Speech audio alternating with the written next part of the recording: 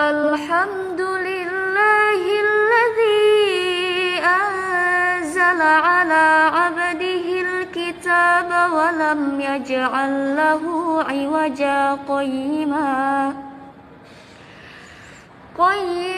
لينذر بأسا شديدا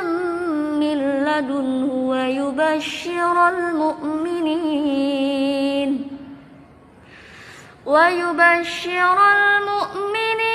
الذين يعملون الصالحات أن لهم أجرا حسنا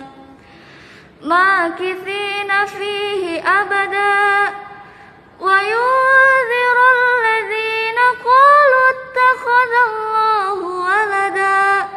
ما لهم به من علم ولا